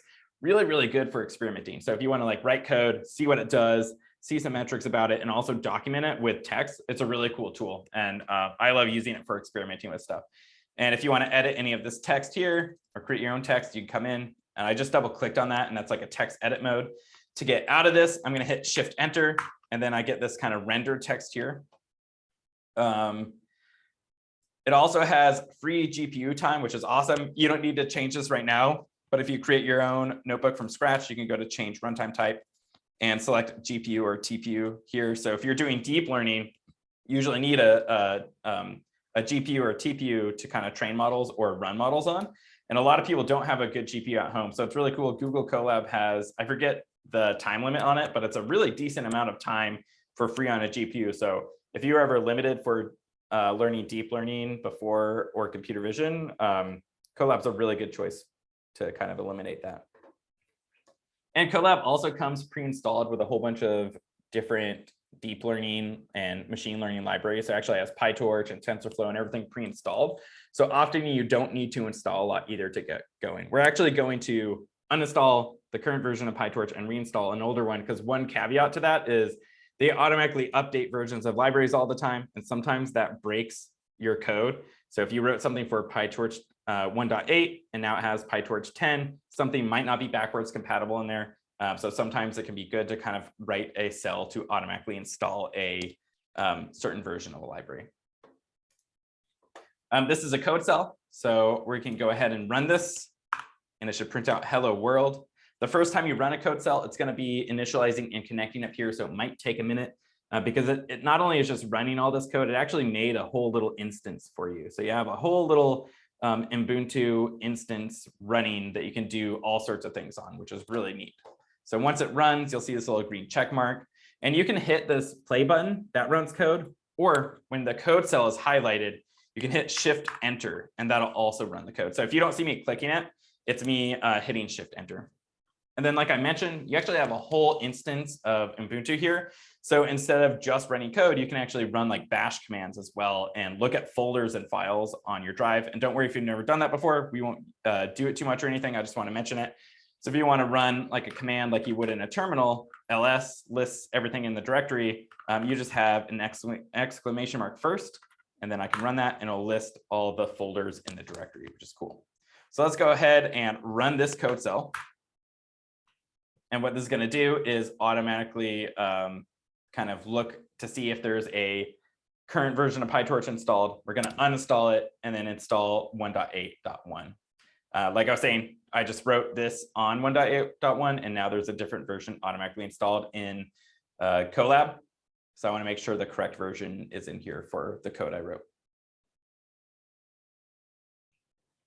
And don't worry, this is like one of the longest code cells to run. There's a couple for installing that take like a minute. They're not that long, but when you're presenting live, it always feels really long. So like sometimes a minute of something running feels like half an hour, but it's not actually that long.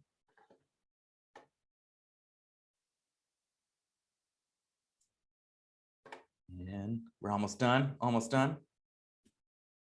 And if you want, you can even run the next code cell, and it'll wait for this code cell to finish running before it runs. So these all go in order. You can even hit runtime and hit like run all code cells. But I'm going to go through and step by step talk about what's happening as I run it. And if we're going, like everything should work for you in here. So if you do get an error later, chances are you accidentally missed one of these code cells. It happens quite like it's very easy to happen. So if that did happen, you can always go from the top and just run all these code cells again.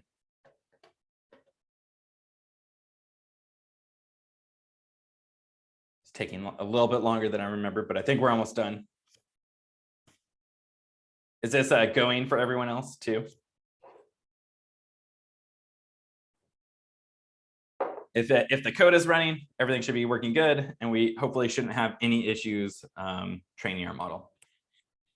So we're going to train our model for object detection, and then we're also going to see how to like use that model to look at an image it's never seen before, and then we're also going to read in a video and run that model in the video, which will be cool. So you'll have something cool you could even share out if you wanted to. So someone said, it says restart runtime. Don't worry about that. Even if it says there's some sort of error in here, it shouldn't matter. So sometimes it's saying like this Torch audio doesn't match up with the version of Torch that we're using, but don't worry because we're not using Torch audio or anything. And then if it says that you need to restart runtime, I don't think we actually need to.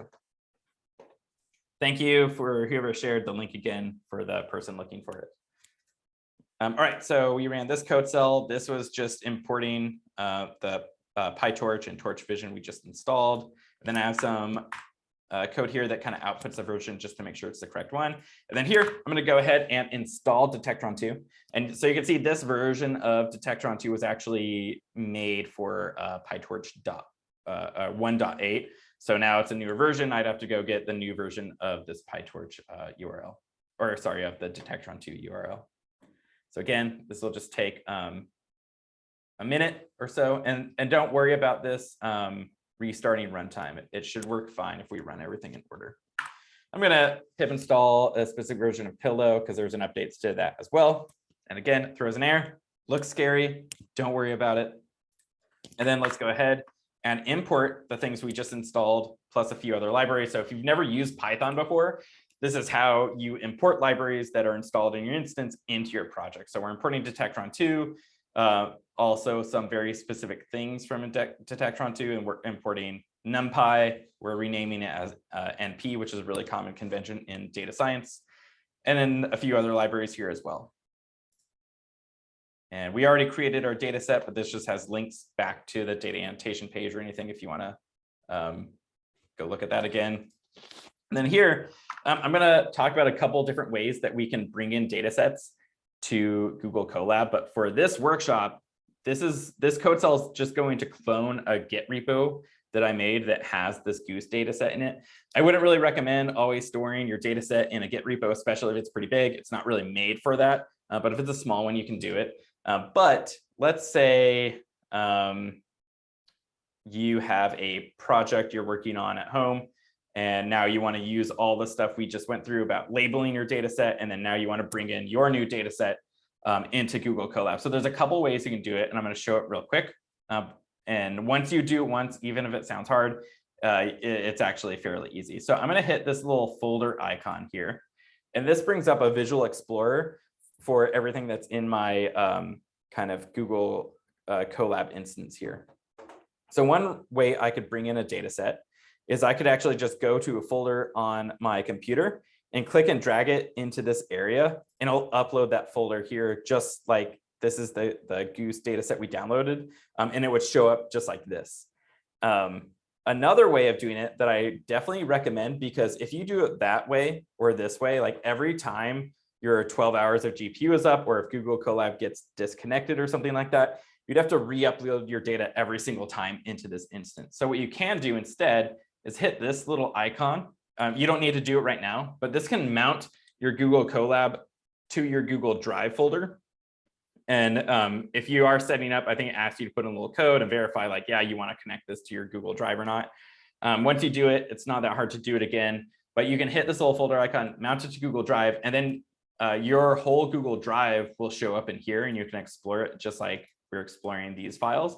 So you could upload a data set to your Google Drive that will always be there, and then you can have it so it'll always mount to your Google Drive. And then there's one other part down here where we actually point to that data set, and you just want to change this to wherever your data set lives. So those are a couple ways of doing it. And I definitely recommend the Google Drive mounting way if you want to kind of keep experimenting with that data set where you ever think you're going to come back to it. So otherwise, it's kind of like temporary, and then you have to upload it or download it every time. So let's go ahead and use the else command to look at our data set. So we see we got our test JSON, train JSON, validation JSON, and you can also see in the Visual Explorer here, you can go look at these as well. So you can see all of our images from our data set is there. And there's 143 images total. And a lot of those images have more than one geese. So you will actually see there's 143 images of geese. There's actually a lot more instances that our model is going to learn from. And if you want to get rid of any code output, you can hit this little X here, and that'll get rid of whatever you just outputted. So to import a data set, we use this register Cocoa instance function from Detectron2. Like I was saying, how most frameworks have a function that can like already know how to read in a data set. And if you're bringing in your own data set, these are the two things you would want to change out for each of these sections. So here we can see that I'm saying my data set JSON, my train JSON lives at content/keys object detection dataset /train.json. And you can navigate in here, find this train.json. So if you had a Google Cloud or a Google Drive folder and you navigated to it, you could just find your train JSON, hit copy path here. You don't need to do this because this is all correct for what we're going to build tonight. I'm just showing you when you want to go use your own data set. And then I would just copy that new location into here. And then this section is saying where the images live at. So this first one points at the JSON file, and then this points at the path where the images are. One thing that can be a little bit confusing is you can see that this actually doesn't have that /img where the images are. That's because inside the train.json, if you look at it, it already has that /image to the path because it knows all the images are going to live inside this img folder.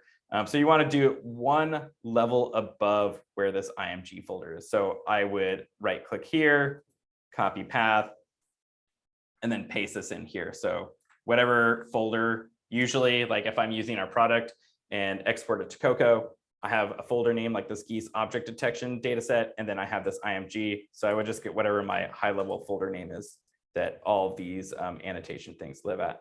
So this is where images live, and this is where that specific JSON file lives. And again, don't worry about it. You don't need to do it right now. It's just something to think about when you bring in your own data set. So let's go ahead and run this.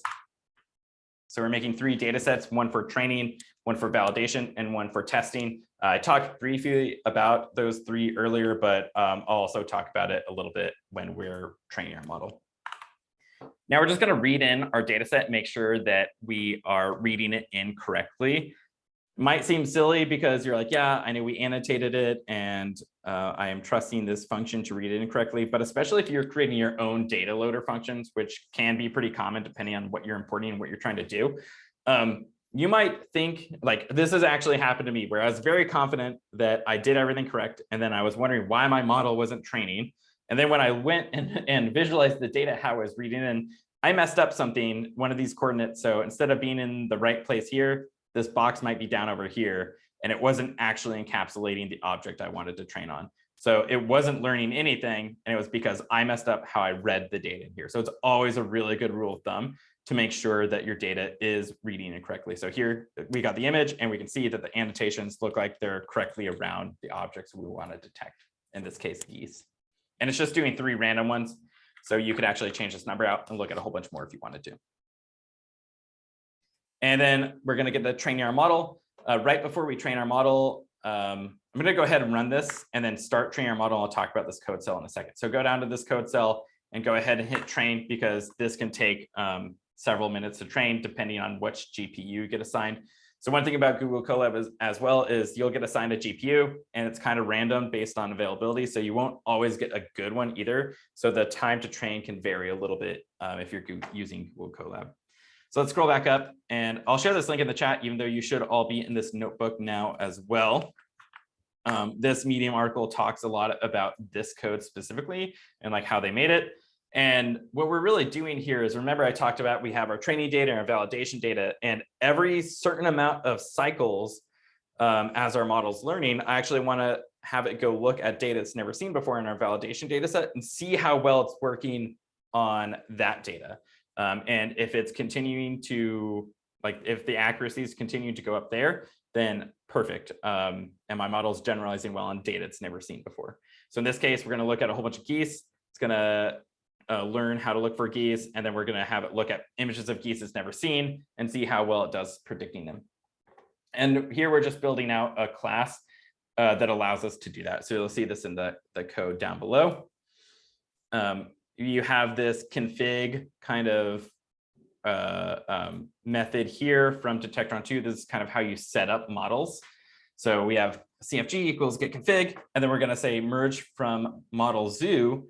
This is us selecting different types of models. So you can go click these links above here. You can read the docs that go into a lot more details.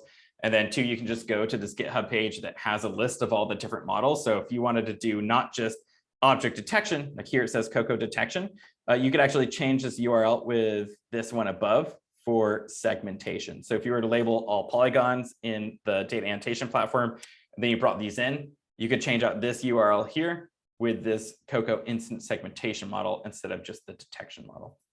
And if you do that, you want to change out this URL below as well. So these should always be the same.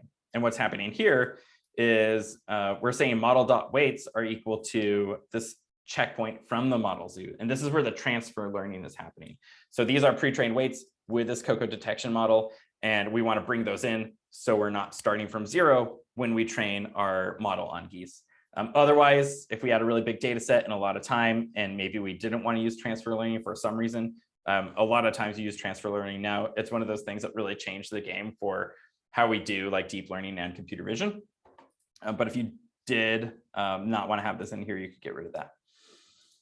Or if you're bringing in your own model. So you'll see in a second, after we have a trained model, and instead of training our model, we want to use it for detection. We actually use the same thing to bring in our own trained weights. So we could also bring in weights that we had trained before, and then use transfer learning to kind of keep improving that model. And then here, this is important for you too, if you're doing a computer vision model that's not just detecting one class. So in this case, we're training it just to detect geese. But if you're doing geese and ducks, and those are separate things, you would have this number be 2. Geese, duck, and boat, that would be 3. So a very important thing to train. Otherwise, it also won't learn properly. Max iterations. This is how many times we want to look at our whole data set. So we have 143 images, I think it was. We're going to look at all those 143 images 300 times and try to extract patterns from them that would make up a goose. This number can really vary on the variation in your data set and how complex it is. There's a lot of factors that can go into it. So in this case, we'll see 300 actually is going to work pretty well for our goose data set. One factor on that is that the geese look very similar to each other, right? Like if I looked at 2 Canada goose side by side and they were like the same size, I probably couldn't really tell them apart. So in that case, that actually benefits our model because it has less variations to learn, and it's only going to be looking for these patterns that make up a Canada goose. And then these are a little more complex hyperparameters, so you don't need to worry about tuning them like right now. But if you want to learn more about learning rate, you should look it up and how to adjust that for deep learning models. This is kind of how your model is going to learn, how big of a step it's going to take to optimize the function. So sometimes you want this to be lower, sometimes you want this to be higher. Number of workers is a thing for like distributed computing across GPUs. Again, if you're worried about it, don't change anything here. It doesn't really matter. And then same with like all these other ones, like regions of interest per image and stuff like that. These are parameters that you can adjust if you want to get a little more into the weeds. And then we're making a directory called output. And then this is where we pass in our validation data set. So we're saying our test data set is this validation data set. And then we're saying the evaluation period for running our model on that validation data set is every 50 cycles. So every 50 cycles, we're going to go run that model on the validation data set it's never seen before and see how it does. And then it's going to go back, look at the training data set. It's not going to take any learnings from that. That's really just for us as the human in the loop during this training cycle to make sure that our model is performing well on data it's never seen before. So let's look at this output. Mine's done training. Yours still might be training. Again, like I said, it depends on the GPU and CPU that you get supplied. So let's see how this output. This is actually, I think this is a ResNet, a version of ResNet for the COCO detection model. And this is actually kind of what building a convolutional neural network looks like on the back end. Don't worry, you don't have to worry about this right now. We're not actually doing this, but if you were to program a ResNet from scratch in something like TensorFlow or PyTorch, it would look something like this, all these different layers happening. So when you go read more about convolutional neural networks, if you haven't done that yet, you'll kind of understand all these little pieces that are happening in the back end. So let's scroll down. We can see that our training data set has 260 instances, and that's in 110 images. Like I was saying, most images have more than one example of a goose in them. So there's actually 260 instances that it's learning from. And then in our validation data set, there's 37 instances that we're going to make sure it's actually still predicting well on. And you'll see this other output. There's a whole bunch of stuff going on here. You can totally read more into it if you want. I'm going to kind of go a little fast through the next portions just so we can end on time. But I will be sticking around. So if you have any other questions, we can always go back and revisit it. You'll get a little ETA, and it's going to say the iteration it's on. And then you'll see it says total loss.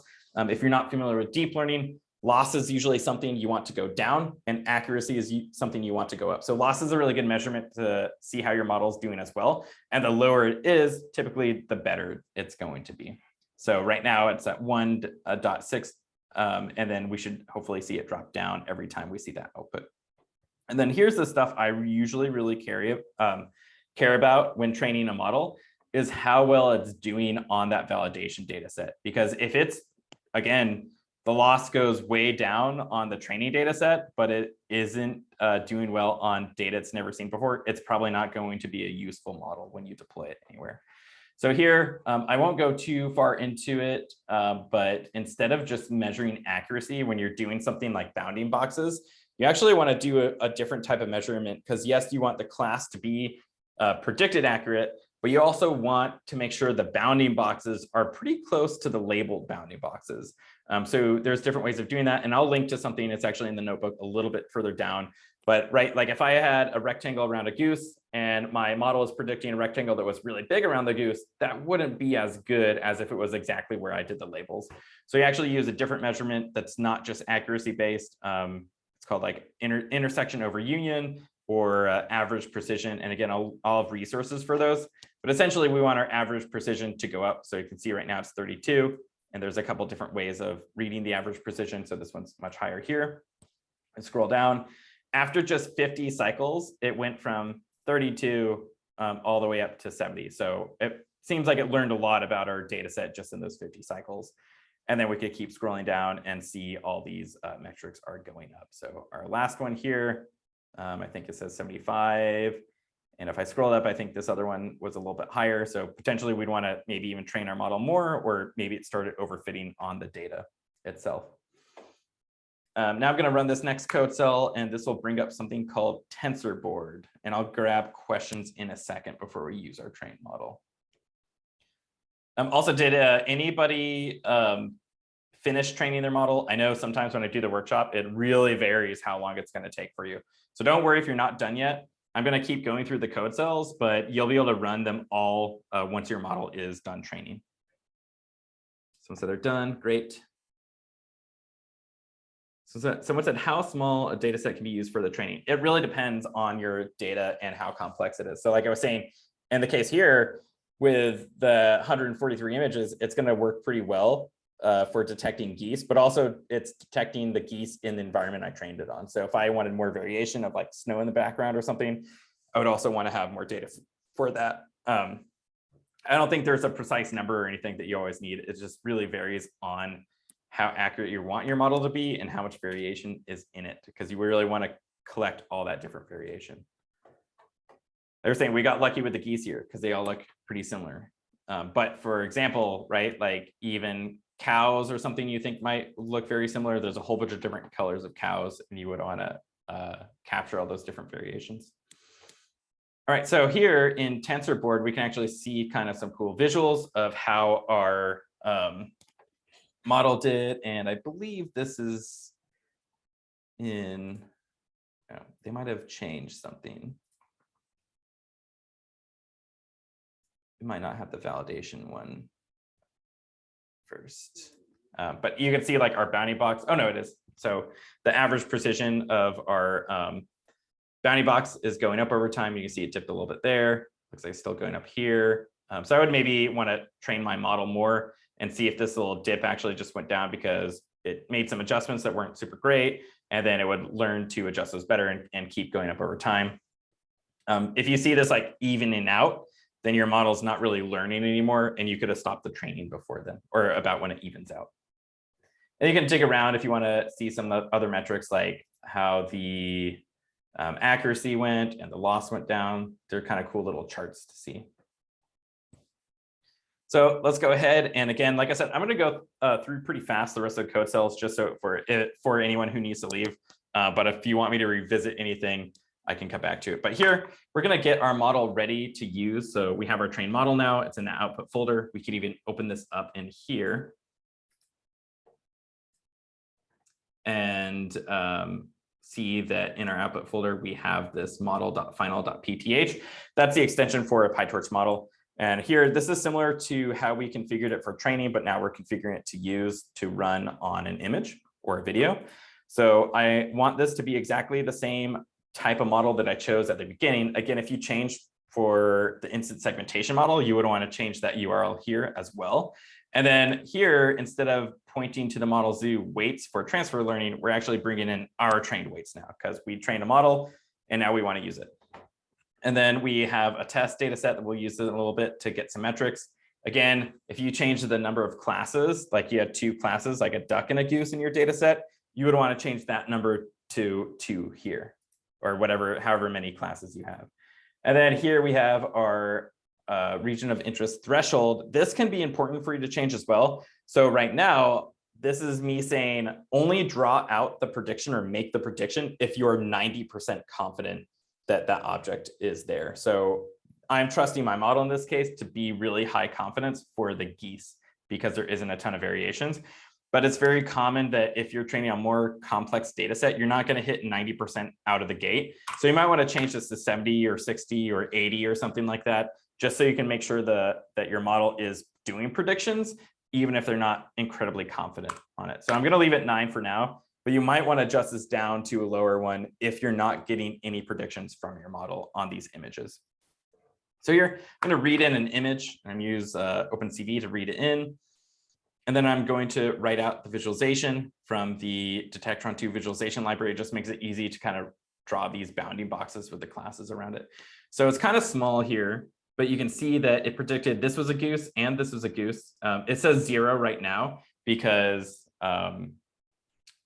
indexing in Python starts from 0, and it's not actually saying the class name here. It will when we write out the video, but it's saying this was a class 0, which in our case is a goose. And if you had a goose and a duck, the duck would be class 1. So it's saying class 0, 99% confident. And this is also class 0, and it's 95% confident that it is class 0. And if we print out what that image actually looks like in Python, remember I mentioned multi-dimensional arrays. This is actually just RGB values of the pixels in there. So images really just become these big arrays when you read them into the machine. And the model learns to kind of look at those big arrays and extract information from them, which is really cool. And I want to show this. So we're printing our output. Instead of just drawing the visualization here, we're printing out the output. And you'll see this 2 CPU. This is a common thing you'll see in PyTorch. It's 2 GPU or 2 CPU or 2 device. That's a saying like we made this prediction on our GPU device, but now we want to move that information over to the CPU so we can use a normal processor on the information. So here we see that what was actually returned from the model is number of instances 2, image, height, and width, so some metadata around it. And then this is the really cool stuff. The boxes predicted, these are the coordinates for these bounding boxes drawn up here. And we as humans love to see this like drawn out information, right? But a lot of times you actually don't need all that information to make a decision on what's happening in an image. So if we just wanted to write a quick algorithm that would detect how many geese are in the image itself, we could just parse through the string and get how many class 0s were returned. And that might be all we need for application. We actually don't need to do all this like writing out of coordinates of our bounding boxes. Or if you had the camera calibrated and you could tell how far away the geese were from each other, or people, right? Like that's a common use case right now that I see a lot of demos for, is like how far away are people from each other, because a lot of people are doing 6 feet social distancing. So if you could calibrate that, you could actually use these coordinates of the bounding boxes and see how far they are away from each other, or if there's any overlapping or anything like that, and like have an alert happen. Here, let's do it on another image. And there's actually a whole reason why, I think I linked to it later, but there's a whole reason why there's geese photoshopped in my living room. There was some synthetic data set creation going on for this data set I made. I actually did a whole separate talk on it that I can link to if people are interested. But here, this looks good too. Detected all 3 of these geese. It can be kind of hard to see this bounding box because it's white, but it's all pretty confident those are geese here. So let's go ahead and run the last few code cells. This one, again, I won't go too much into it here, but I'll have the links in the chat and they're in this notebook that you should have.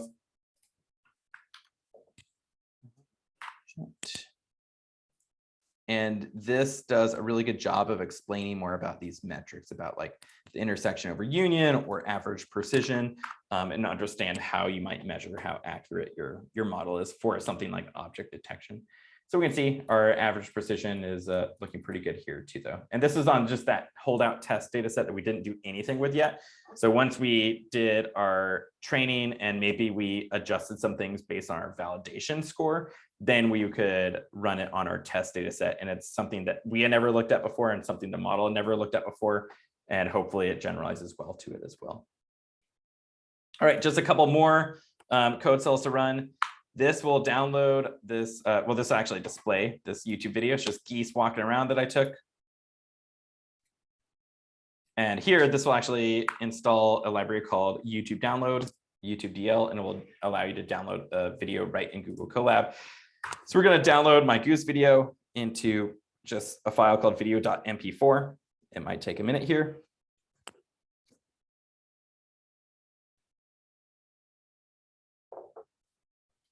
Normally it goes a lot faster, I swear. When you're presenting stuff live, you never know what's going to happen. I'm going to look at questions while this is downloading real quick. So it said, the pic with the geese in your living room was cool. Please do post the link for doing the data augmentation through this. Was it using semantic segmentation as initial step? Yeah, something like that. So I actually will, once this is done, I'm pretty sure the link is down below where I have all these other resources. So I'll bring it up when we're done with the main part of the content here. It's kind of a fun data set to look at. It's the data set that we're using right now.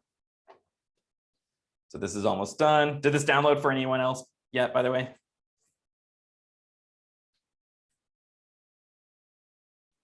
Someone said yes. Okay, cool. All right, mine just finished.